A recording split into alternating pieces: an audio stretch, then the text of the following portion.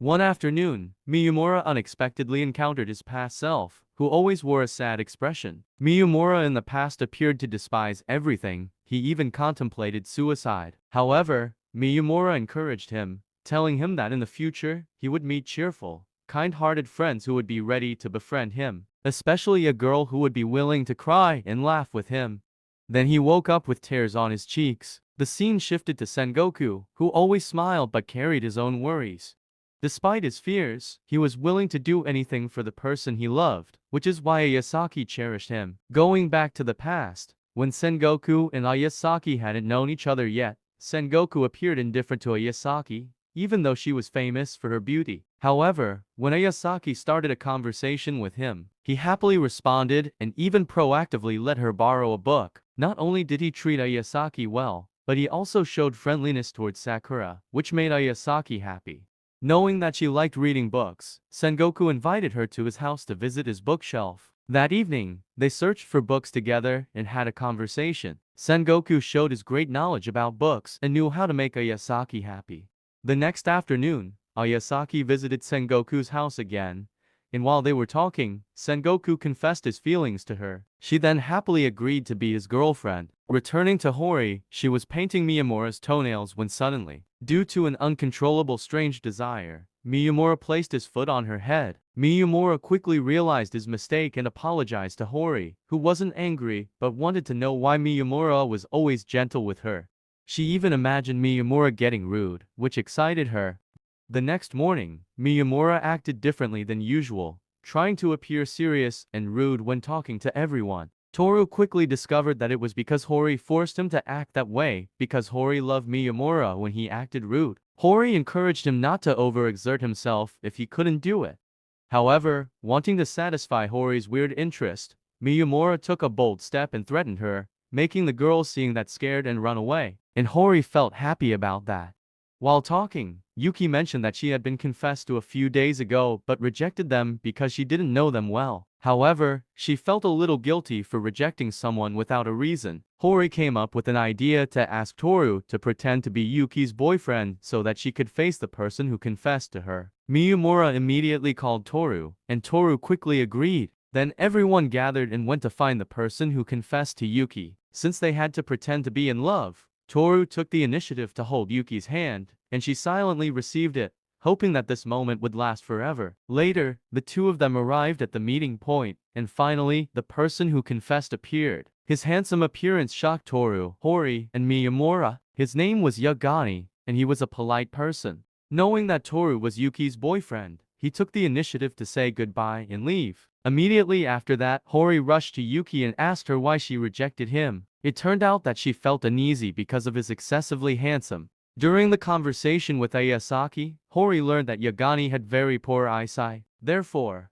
after school, Yuki proactively asked Yagani if he mistook her for someone else because she believed that she was not beautiful enough to be caught by his eyes. But Yagani honestly replied that he didn't, because he had been observing her for a long time. The Hori group also appeared, and at that moment, they realized that Yagani had extremely poor eyesight and constantly mistook people from one person to another. The next afternoon, after styling Miyamura's hair, suddenly some girls surrounded him and praised him, which naturally made Hori very jealous, so she hit him and walked away.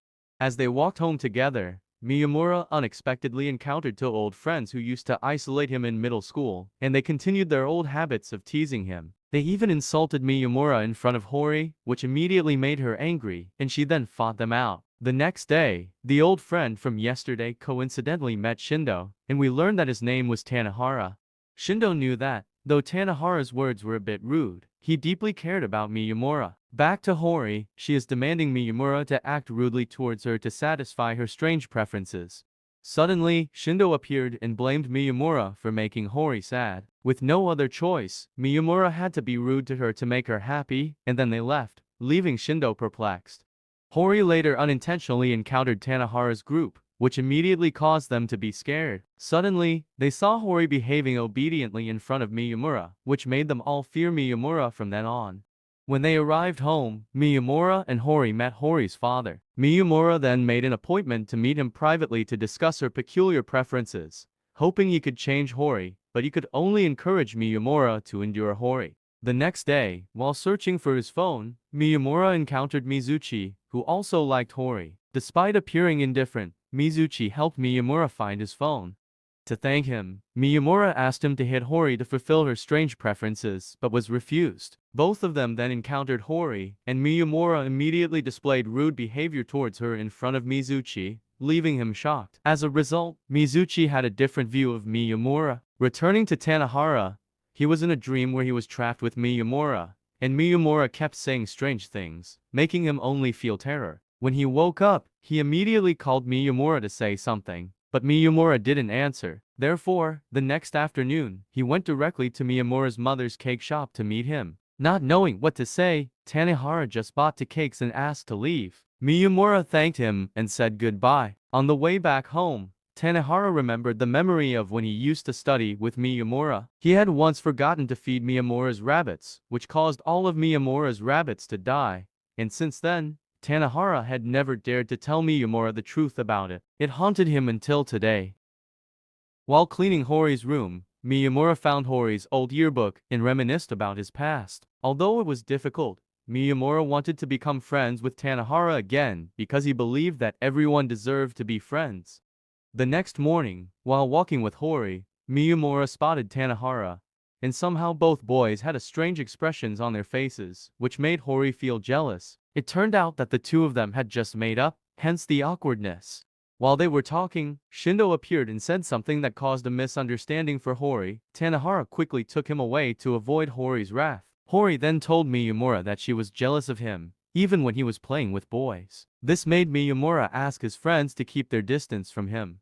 The next morning, while shopping with her older sister, Yuki encountered Yanagi. Later, Yuki introduced him to her sister, who was surprised because Yuki had rejected Yanagi's confession of love. After a while of conversation, Yanagi said goodbye and left. Yuki then met Ayasaki and expressed her thoughts about Sakura, worrying that Sakura might misunderstand that Yuki was dating Toru because of the fake relationship they pretended to have the previous day. Ayasaki encouraged her and left, but Yuki continued to sit there and contemplate her ambiguous relationship with Toru. In the following days, she decided to take a break from school, which worried her group of friends. Despite her sister's advice, she remained stubborn. Through their conversation, we learned that Yuki had a habit of willingly accepting unfairness and disadvantages herself to make others happy. Her older sister encouraged her, and as a result, Yuki became more motivated. She checked her phone messages and saw Toru mentioning that he had just been confessed to by Sakura. This shocked Yuki and left her standing there in a daze. The next morning, Yuki returned to school, and while talking to Hori, Toru asked her to talk privately. In that conversation, Toru mentioned his rejection of Sakura, which left Yuki with mixed emotions. She felt sorry for Sakura's courageous confession that went unrewarded. To Yuki, Sakura always brought positive feelings, while she felt the opposite about herself. The two of them then silently confided in each other, and during their conversation, Toru subtly implied that Yuki was an amazing girl and shouldn't feel insecure about herself. Yuki was deeply grateful for that. Going back to Sakura, she was happily chatting with Sengoku, and Sengoku also noticed a recent unusual cheerfulness in her mood. Sakura accidentally spotted Toru walking with Yuki, and although she hid her sadness behind a smile, she couldn't hold back her emotions and burst into tears when Sengoku encouraged her. Sengoku felt bitter about this love story because, in reality, no one in this story was at fault. Today, while the group was studying together, Toru told a story about the other day when he visited a classmate's house named Shu. He had a cute younger sister named Motoko, but she had a straightforward personality. Speak of the devil, Shu appeared, and they started talking together, including Yanagi. Hori mentioned how Yanagi always seemed more polite to Yuki compared to others, which made Toru feel a bit jealous. Shu appeared very friendly towards Yanagi and wanted to be called by his real name, and Yanagi expressed a desire to become closer to everyone. Sengoku also showed up, and the boys chatted with each other. The next day, Miyamura introduced Sawada to his friends. Toru and Sengoku tried to make a good impression on Sawada. Suddenly, Hori and Shu approached, and Shu immediately appeared friendly to Sawada. But it only made her feel scared because he talked too much. The next day, Shu accidentally caught Sawada carrying things, so he helped her. Sawada intended to thank him, but Shu, wanting to avoid her catching his illness, coldly walked away, leading Sawada to believe he disliked her. The next day, Shu recovered from his illness, and while talking with Hori, he noticed Sawada spying on them from outside the door. Suddenly, Shu opened the door and kept talking non-stop, making her feel scared and leave.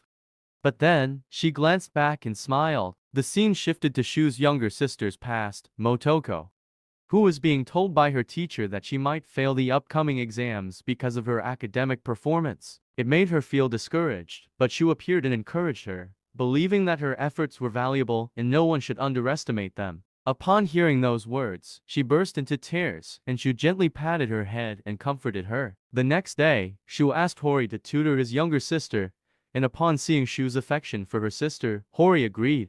The next morning, Motoko arrived at Hori's house and discovered Miyamura was also there. In the first session, Hori and Motoko would talk to get to know each other, and Motoko later opened up to Hori about many things.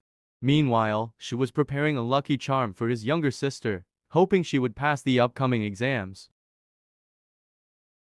Christmas is approaching, and Miyamura is confiding in Hori that he might be busy on Christmas Eve and won't be able to come to Hori's house. Upon hearing this, Hori's father and Sota seem very sad. Meanwhile, on the other side, Toru is discussing his complicated love story with Shu and Sengoku. Toru feels a bit disappointed because he and Yuki still haven't officially started dating. Sengoku tries to encourage him, but Toru's gratitude seems insincere.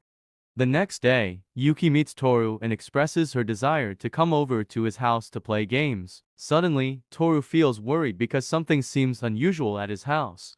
That evening, the two of them go to Toru's house and he acts sneakily, fearing that someone might see them. Once they are in the room, Toru suddenly locks the door and loosens his tie, causing Yuki to misunderstand and blush. While they are frozen in place, a girl's voice resounded. Toru immediately blocks the door, but eventually, that girl manages to enter the room. She greets Yuki friendly and leaves. After hearing Toru's confession, we find out that she is Toru's maid.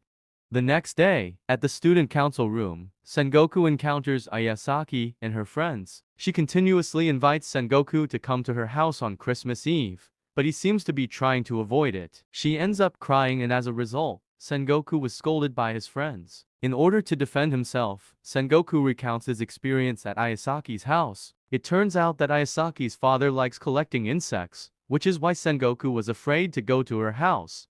On that evening, Hori is showing her parents her scores, and her results are still high as always. Suddenly, Hori starts worrying about the future because she is about to graduate. On Christmas Eve, everyone has their own activities. Miyamura unexpectedly appears at Hori's house. Even though he can only stay for a while, he is warmly welcomed. When walking Miyamura home, Hori expresses the emotions she has hidden for a long time, feeling that she still doesn't fully understand Miyamura despite knowing each other for a long time. Therefore, she wants to continue being with him even after they graduate. After a moment of silence, Miyamura promises to marry Hori. After standing still for a while, they both promise to take care of each other for the rest of life and bid farewell. The graduation day is approaching, and everyone is packing up their belongings at school to take home. Since Hori doesn't have much stuff, everyone has shifted their items to her to carry. Luckily, Shu suddenly appears with a few belongings of his own, so he ends up carrying the luggage instead of Hori. Meanwhile, the Sengoku group on the other side is organizing a trip to the zoo together. Yagami is about to get his driver's license, so he promises to take everyone on a trip after graduation. Back to Miyamura. He is keeping watch as Hori sleeps. Looking at this scene, he wishes time would stand still forever. Suddenly, he imagines a scenario where that accidental encounter with Hori on that day never happened, and his friends would be like strangers passing by, leaving him lonely and submerged in the dull years of high school. Hori wakes up, and Miyamura recounts what he had just imagined to her. However, Hori believes that even if that meeting didn't happen in the past, they would still find each other because it was destiny. Finally, the last graduation day has arrived. Miyamura runs up to the rooftop to gaze at the sky and catches sight of his past self, also present there. The two of them seem to be living in completely different skies. The past self then congratulates Miyamura and disappears. Teacher Yasuda is organizing a commemorative photo for the students in the class, while Sawada tightly embraces Hori because they are about to part ways. As for Toru, he is meeting Sakura, and they shake hands and thank each other for what has happened. Yagami is inviting Yuki and her friends to join him and the Sengoku group for a post-graduation outing. Hori's father also attends the graduation ceremony to congratulate his daughter. Although they no longer study together, Miyamura and Hori are still together. Miyamura recalls the memories with her and silently expresses his gratitude for how she has added color to his life. And that was the recap of the Horimiya series part 2. If you enjoyed it, hit subscribe button, and don't forget to let me know what is your favorite character in this anime series. Thank you, and see you again in the next videos.